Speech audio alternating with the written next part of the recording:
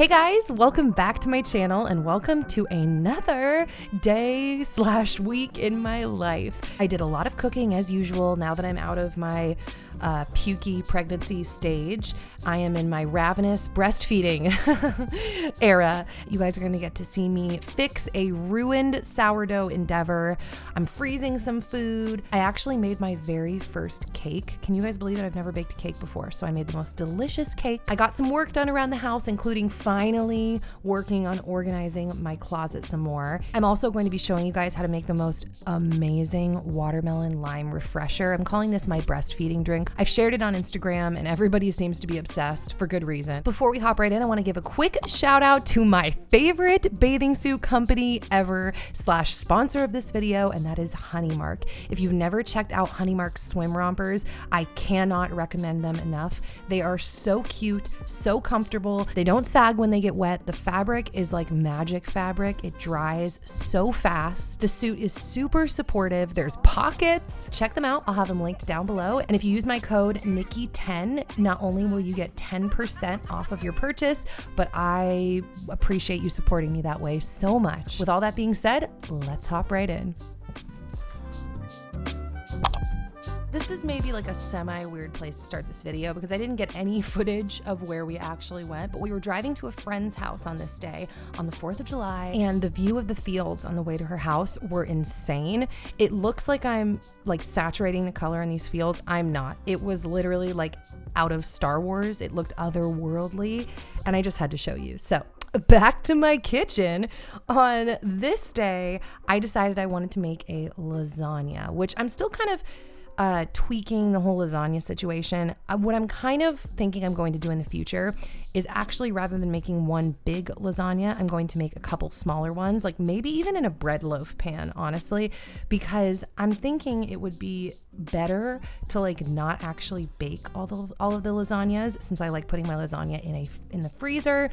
And so if they're divvied up into smaller portions and not even baked yet, I feel like that would be potentially really helpful. I had a friend do that for me in my postpartum era earlier on, where the lasagnas were just smaller and they weren't even cooked. So when you pulled it out of the freezer and you cooked it, you got more of that like fresh, brand new lasagna taste. So as you can see, I chopped up my mushrooms and I threw my beef and my sausage in the pan. Now this recipe that I'm following is a Chef John recipe of Food Wishes. I don't know if you guys have ever checked out Chef John, but he is one of the people that, like, when I'm looking for new recipes on things, I always check out his version of stuff. He actually has my favorite granola recipe. It's a chocolate granola, and his lasagna recipe is really good. Now, I'm not gonna lie, after making it this time, I decided next time, this is my second or third time making this lasagna, and I decided that next time I'm going to try a different recipe just to mix things up.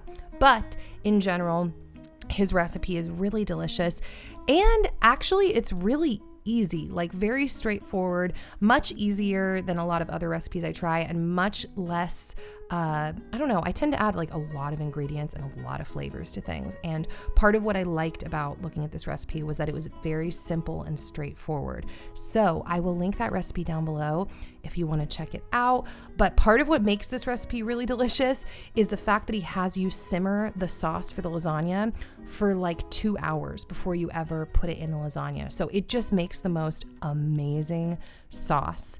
So as I was doing that, I had already mixed up some tortilla dough, and it was time to cook up my tortillas. If you didn't know, that's the only way we pretty much eat tortillas at home, is we make them from scratch, because it's actually so simple, and the ingredients, assuming they're telling us the truth, are just, masa flour, which has like, I think, lime, and then you add salt and water, and you just press your tortillas. It takes a little bit when you first get into the tortilla game to figure out exactly like all the little tricks. For example, you want to make sure when you mix your masa that you let it sit there. Well, you mix it with hot water, and you need to let it sit for like at least an hour.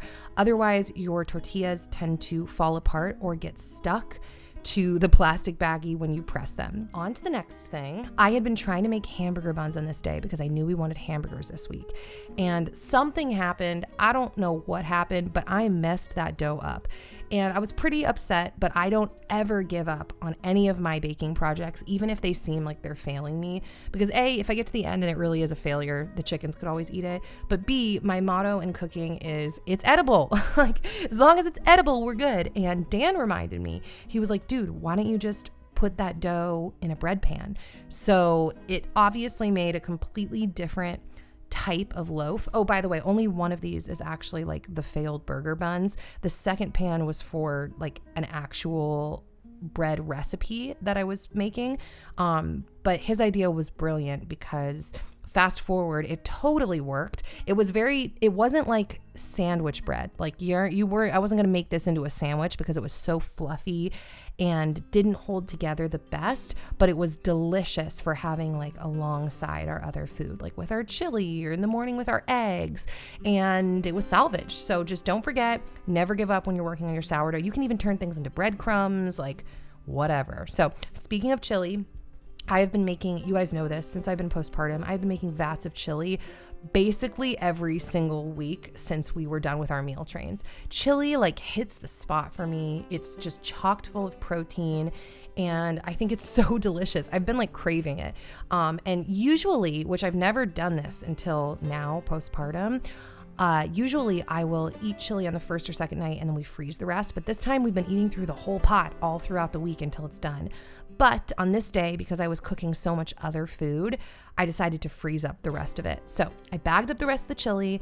And then at this point in the afternoon, it was time to start on the noodles for the lasagna. So I grew up making lasagna with keeping my noodles dry. That's like one of the hacks, right? That you don't actually have to boil lasagna noodles. It still works. But Chef John in his video for this recipe mentioned that and said that he actually preferred for the noodles to be boiled. And so I was like, you know what? I'm going to be a big girl. I'm going to do this. I'm going to boil some noodles. And so I did that. And the first time I made the lasagna, it worked great, like super easy. When you drain the noodles, you're supposed to keep them in a bowl of cold water. This time, spoiler alert, we had some challenges. You'll see in a minute. But while the noodles were sitting on the side, I moved on to the cheese filling, which started with my 2 eggs, and then I add in all of the rest of the ingredients. Now, normally, I've never actually done like ricotta in a lasagna up until this recipe, which might sound crazy because I feel like that is the standard like lasagna cheese.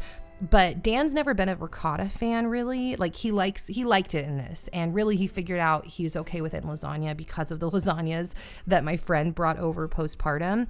But usually I would just mix different kinds of cheeses together. So, which is still what I'm doing here. It's just the main base is the ricotta, and then there was mozzarella and Parmesan and parsley and salt and the eggs, and yeah, it was a very delicious cheese mixture.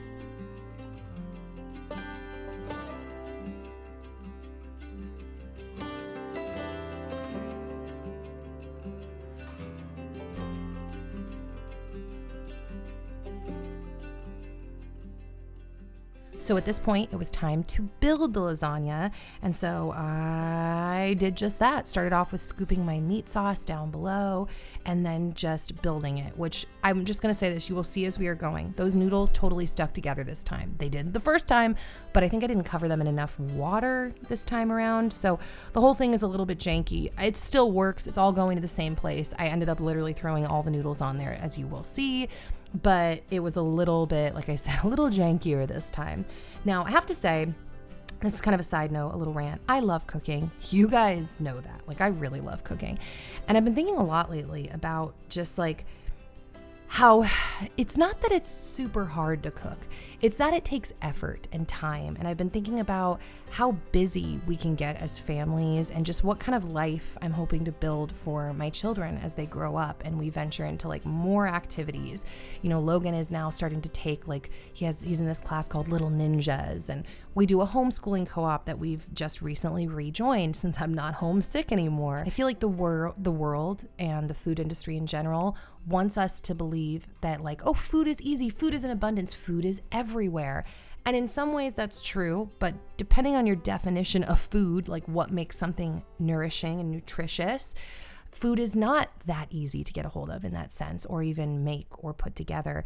And when you're super duper busy, like, you have no choice a lot of times but to either be super prepared or to turn to pre-made food. I truly think that nourishing our bodies and our families' bodies is not only just fun and helpful and beneficial, but like so important. And I feel like society has taught us to think that it's not important, or that food shouldn't be so difficult or so hard to cook or put together. And I just think that, honestly, you know what? Honestly, I have a similar view to food and cooking as I do to birth, where it's like we've been sold this lie of convenience and ease, but the struggle, which, how do I word this, isn't really that much of a struggle, but it is a struggle, it's work, is really what can be fulfilling and what we're meant to do. We're meant to eat real whole foods. This was really random, but I consider food to be such a gift, and I consider it a gift to be able to cook as well. Not only is it like an artistic expression, but I still deal with back pains, especially right now postpartum. And so when I have the strength and the ability to cook, I just feel so blessed and happy about the situation all around. So, as you guys know and saw, I made tortillas. I also made up a fresh batch of guacamole and a fresh batch of pico de gallo.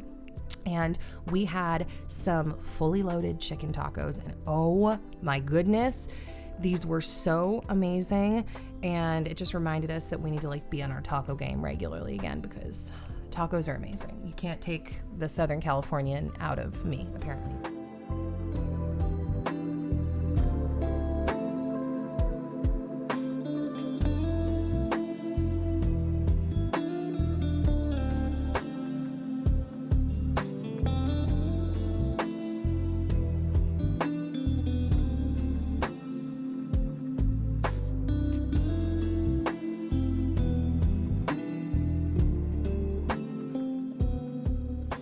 I told you guys, this is my first time ever making a cake.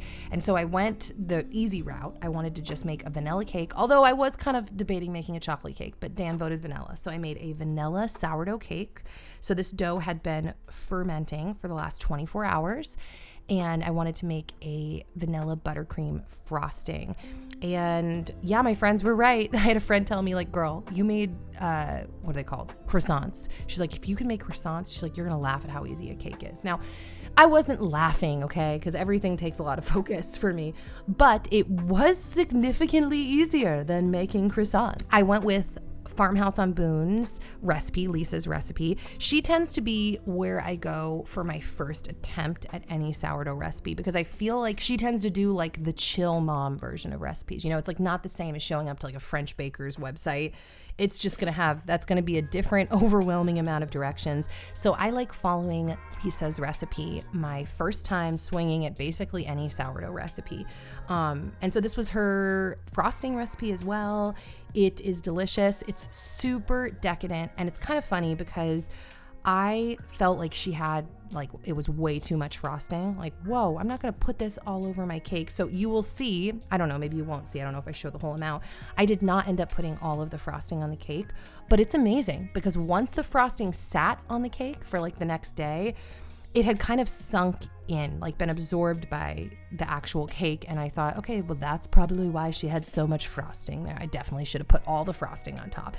Still intense, but like, holy moly, so good. And I kept all this footage in of the frosting being whipped because I wanted you to see, in case you've never done this before, that it is in fact a process. And the longer it whipped and the further along I went, the more that the frosting actually started to look like frosting, because at first it was literally just like butter kind of clumping together. And then the farther I went, the more I kept whisking it with the machine. It like whipped it up into a absolutely delicious frosting. And Logan definitely wanted to lick away all of the frosting on the whisk, and I let him, and it was delicious.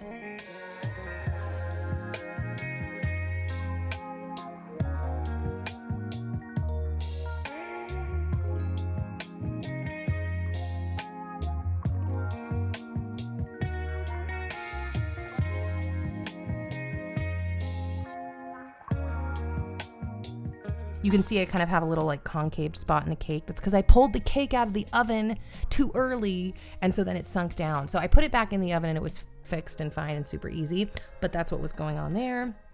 And I just spread my frosting on top.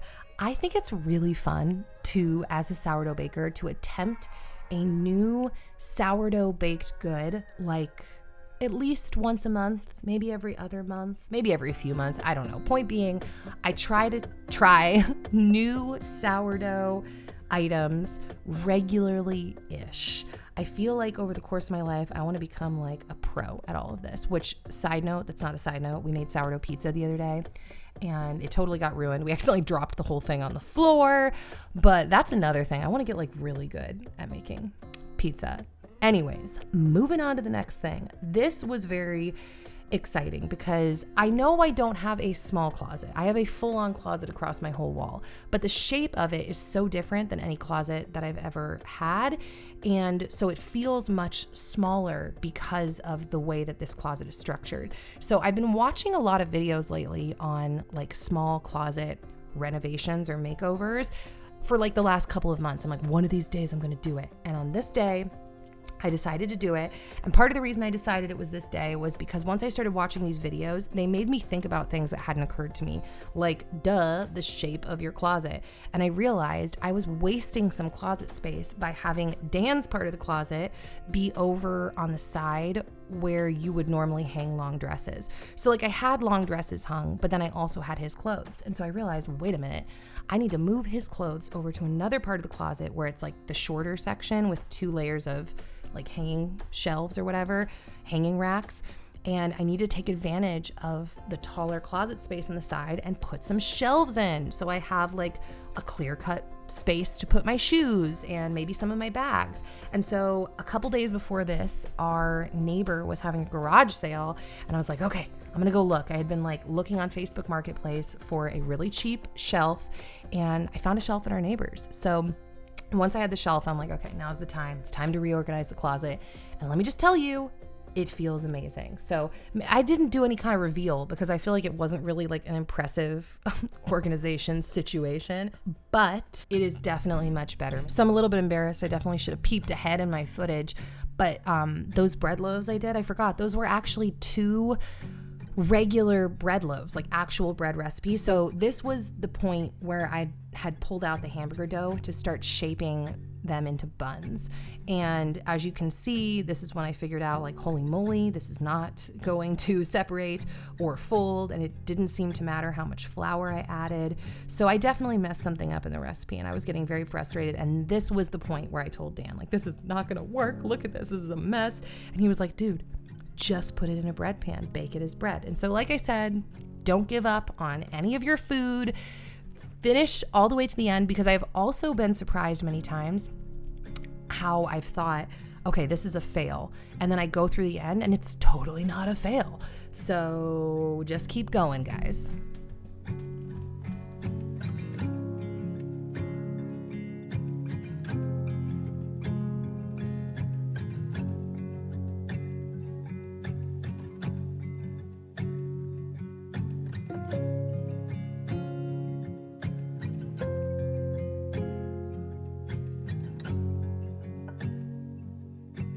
Okay, so I have to give a shout out to these chips by the brand Masa. Oh my gosh, I think these are the best tortilla chips I've ever tried. On top of the fact that they taste amazing and like authentic tortilla chips, they are fried not in seed oil, which you guys know I try to avoid because I think that seed oils are very inflammatory. I can feel it in my body, unfortunately. Maybe it's fortunately. But these are actually fried in beef tallow. They're just very basic ingredients, so delicious. The crunch on these chips is insane. I have put them in tacos. I've crumbled it on top of chili. I made a steak salad last week and crunched some tortilla chips on top. Oh my gosh, so good. They actually recently gave me a code, and my code is just my name, NikkiPhillippi. So if you want to try them out, you will get 30% off of your purchase. And as usual, I appreciate when you use my codes. But yeah, literally so good. I feel like this is the moment everyone's been waiting for. This is so good. So I threw in a huge chunk of watermelon, about a tablespoon, maybe less, because I think I was just making a single version of the drink, maybe like half or 3/4 of a tablespoon of honey, raw honey, And then I dumped in my coconut water. I get the organic coconut water from Costco. Then I squeeze in the juice. Normally I squeeze in the juice of a full lime, but I also kind of mix it up. And I think on this day I had lemons, not lime. So I just squeezed all that juice in. You want like a lot of citrus juice. Like I'll do, like I said, a full lime or a full lemon. And then I do about half a teaspoon to a teaspoon of salt. And then I blend it up, and I literally, basically it's like a watermelon smoothie is really what it is, because you're just throwing the watermelon in. But the way that it blends is like so beautiful, and it all comes together in this like light, kind of a slushy drink. I pour it over ice and let it chill for a couple minutes before I dive in, but I cannot explain how good it is. And I have to tell you, you can do it with other fruit. I've done it with blueberries and lemon juice, so it's like a blueberry lemonade. Ugh, so good. I've done strawberries and lemon. If you make them, you have to like tag me on Instagram. I would love to see. I really hope that you guys liked this video. I hope that there was something in here that could bless you and encourage you in your week. I want to give a closing shout out to my patrons. If you guys want to see more exclusive content from me, I've done podcasts, tons of extra videos over on my Patreon. Check that out. I will have it linked down below, and I will, God willing, see you guys back here soon with another new video. Bye, fam.